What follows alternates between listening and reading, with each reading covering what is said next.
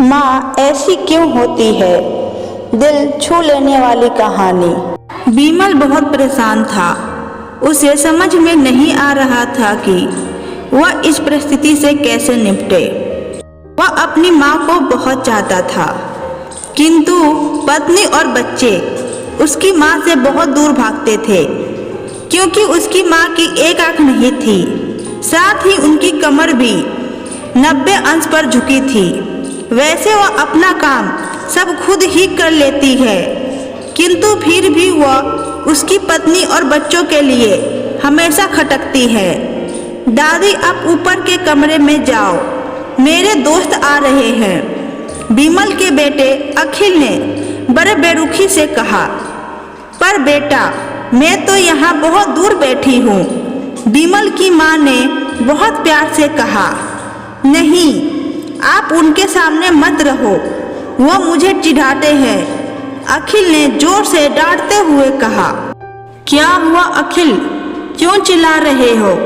बीमल की पत्नी कामनी ने किचन से ही आवाज लगाई। देखो ना माँ, ये दादी यहीं ड्राइंग रूम में ही बैठी हैं और मेरे दोस्त आ रहे हैं, अखिल ने शिकायत भरे लहजे से कहा। माँ जी, आप ऊपर चली जाओ, क्यों हम लोगों को लजवाती हो? कामनी ने बेटे का पक्ष लेते हुए कहा। बेचारी सरस्वती चुपचाप उठकर जीने के सहारे ऊपर जाने लगी। कमर झुकी होने के कारण उन्हें ऊपर चढ़ने में बहुत परेशानी होती थी, किंतु वह पूरी ताकत से ऊपर के एक अकेले कोने वाले कमरे में जाकर बैठ गई। बीमल बाजू के कमरे से सब सुन रहा था। उसे कष्ट हो रहा था कि उसकी माँ को अपमानित होना पड़ रहा है, किंतु वह असहाय था। अगर वह कुछ कहता है तो पत्नी और बच्चे उसका विरोध करने लगते हैं। दूसरे उनके तर्क भी सही लगते हैं। चूंकि वो एक प्रशासनिक अधिकारी था, उसका सामाजिक स्तर बहुत ऊंचा था। उसकी ससुराल भी एक उच्च घराने में थी, अतः वह चुपचाप इस तरह हर दिन अपनी माँ को अपमानित होते देखता रहता था। रात को बीमल की पत्नी ने कहा, देखो जी, अब कुछ करो। कल कलेक्टर साहब की पत्नी आई थी। माँ जी अपनी देसी धुनधारा में उनसे मिली। मुझे बहुत शर्म आ रही थी बताते हुए कि ये मेरी सास है। मैंने कह दिया कि दूर के रिश्तेदार हैं, इलाज कराने आई हैं। बीमल को रोना आ गया, किंतु फिर भी वह चुप रहा। उसे समझ में नहीं आ रहा था कि वो क्या करे। अपने बेटे की मन की स्थिति को सरस्वती अच्छे से जानती थी और बेटे को कोई कष्ट ना हो, इसलिए वह हर बात को चुपचाप सह लेती थी। बीमल बहुत उदास रहने लगा। एक तरफ परिवार और सामाजिक स्तर पर जीने की प्रतिबद्धता थी, तो दूसरी ओर माँ। आखिर माँ से अपने बेटे की यह हालत नहीं देखी गई। एक दिन उसने अपने बेटे से कहा, बीमल, बहुत दिन हो गए हैं, मैं अपने गांव जाना चाहती हूँ, मुझे वहाँ पहुँचा दो। मेरा यहाँ मन नहीं लग रहा है, किंतु माँ, वहाँ तो कोई नहीं है, तुम्हारी देखभाल कौन करेगा? बीमल ने आश्चर्य से पूछा। अरे, सब गांव वाले तो हैं और वह तुम्हारे मामा जी तो उसी गांव में रहते हैं, और फिर हम सारी व्यवस्थाएं कर आएंगे, कामनी खुशी से बोली। कामनी को तो जैसे मन की मुराद मिल गई हो। हाँ बेटा, बहू सही कह रही है, सरस्वती ने लंबी सांस लेते हुए कहा। बीमल जानता था कि गांव में माँ की देखभाल करने वाला कोई नहीं है, लेकिन अपनी पत्नी के जिद के कारण वह अपनी माँ को गांव छोड़ने पर विवश हो गया। माँ को गांव छोड़कर आते वक्त उसे रोना आ रहा था तथा अपनी बेबसी पर गुस्सा भी आ रहा था, किंतु परिवार, पत्नी और समाज के उनके इन मनोभावों को दबा दिया और वह सुकून सा महसूस करने लगा। कुछ दिनों बाद उसके चाचा, जो अमेरिका में रहते थे, आने वाले थे।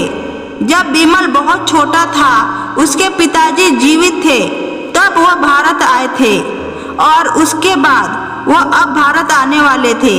पूरा परिवार और आस पड़ोस बहुत उत्साहित था।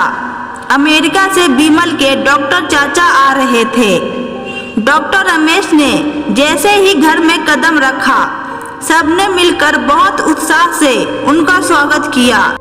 क्यों बिमल, भाभी नहीं दिख रही हैं, कहाँ हैं? डॉक्टर रमेश ने उत्साहपूर्वक पूछा। जी वो गांव में रहती है, यहाँ उनका मन नहीं लगा, कामनी ने सपाट लहजे में उत्तर दिया। डॉक्टर रमेश ने बिमल की ओर देखा तो बिमल ने अपनी आंखें झुका ली। डॉक्टर रमेश सब समझ गए। बोले कल हम भाभी से मिलने गांव चलेंगे। सब लोग दूसरे दिन सभी लोग गांव के घर में पहुंचे। देखा कि सरस्वती को बहुत तेज बुखार है और वह पलंग पर असहाय पड़ी है। डॉक्टर रमेश दौड़कर सरस्वती के पास गए, उनके पैर छूकर रोने लगे। सरस्वती की ये हालत उनकी कल्पना से परे थी। वाह बेटा बिमल, तूने तो नाम उजागर कर दिया। अपनी माँ की ये हालत देखकर तुझे तो शर्म भी नहीं आ रही होगी। डॉक्टर रमेश ने बिमल को लगभग डांटते हुए कहा। नहीं देवर जी, बिमल का कोई दोष नहीं है, मैं खुद गांव आई थी। सरस्वती ने अपने बेटे का बचाव किया। मुझे सब पता चल गया भाभी, आप चुप रहो। क्यों बहू, तुम्हें अपनी सास की क्रूरता पसंद नहीं है? समाज में तुम्हें नीचा देखना पड़ता है ना? डॉक्टर रमेश ने कामनी की ओर गुस्से से देखा। कामनी निरुत्तर होकर बिमल की ओर देखने लगी। आज तुम जिस सामाजिक स्तर पे हो वो इन्हीं के संघर्षों की देन है।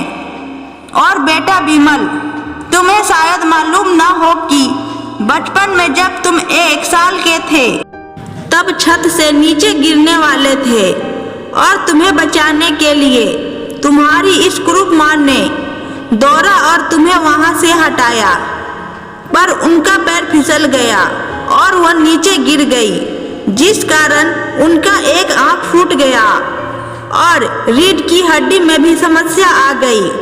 कामनी बेटा, इतने सालों तक संघर्ष करके बेटे को प्रशासनिक अधिकारी बनाने वाली इस संघर्षशील औरत की तुम लोगों ने यह दशा कर दी है। तुम्हें ईश्वर कभी माफ नहीं करेगा। डॉक्टर रमेश की आंखों से आंसू बह रही थी। अब भाभी आप मेरे साथ अमेरिका जाएंगी, यहाँ इन स्वार्थी लोगों के बीच नहीं रहेंगी। डॉक्टर रमेश ने सरस्वती से कहा। डॉक्टर रमेश ने जो राज बताया उसके बाद तो बिमल को यही लग रहा था कि उससे ज्यादा पापी इंसान इस दुनिया में कोई और हो ही नहीं सकता। वह दौड़ा और अपनी माँ के कदमों से लिपट गया। माँ, मेरा अपराध क्षमा योग्य नहीं है। मैं जानबूझकर चुप्पी साधे रहा, आपका अपमान करवाता रहा। अब सिर्फ आप ही उस घर में मेरे साथ रहेंगी और कोई नहीं।